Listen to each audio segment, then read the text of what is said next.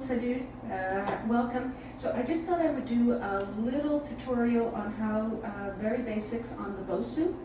So just to let you know that the Bosu was invented at the end of the 1990s, so 1999, by this guy called Mr. Weck. I can't remember his first name. And it was built because he was an avid fitness user of the big medicine ball.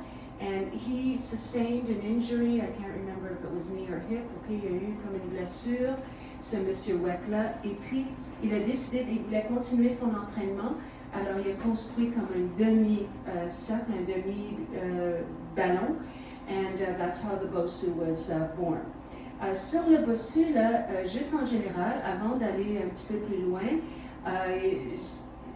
l'idée là, c'est d'avoir une compression. So it's not like something that's going to come in the mail already inflated. Okay, so you have to inflate it. The fact that it's humanly inflated means that there's going to be differences in the Bosu.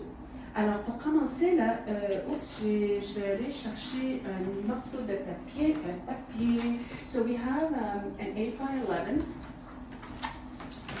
Piece of paper. So when you get your Bosu at home, it's going to come deflated, and you need to get like a piece of paper, and when you're inflating it, it should be higher than the 8 over here, but not higher than the 11. And that's a general guideline, okay? It's a general guideline. So if you're like overinflated, it's going to be very high with a very stiff peak, and it's too inflated. I will recommend the official Bosu, just because there's little things, they have paid the insurance and so on. When it deflates gradually rather than, it will never go flat, okay, so there's no danger of you using it.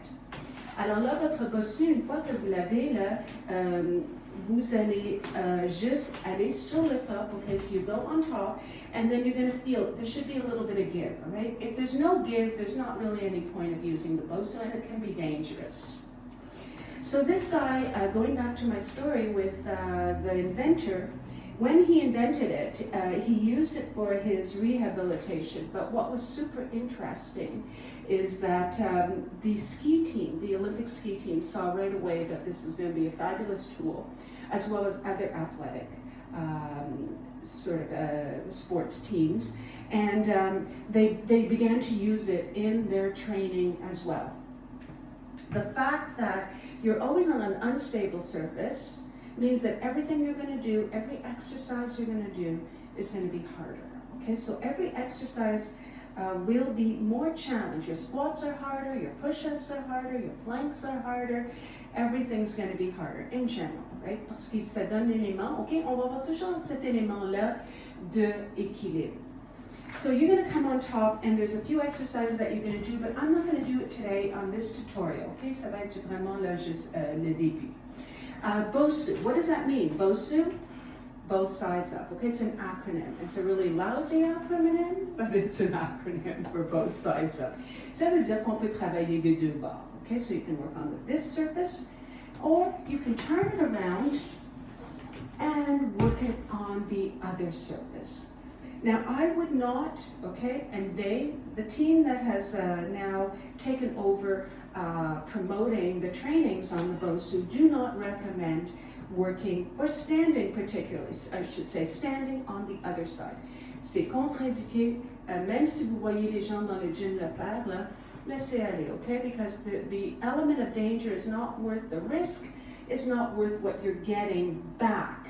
Ok, il n'y a pas vraiment beaucoup d'avantages travailler les pieds sur le Bosu de l'autre côté, et le risque est énorme. So we always will be working on this side. So when you come on top, there should be a slight give. And I will start with that for this week.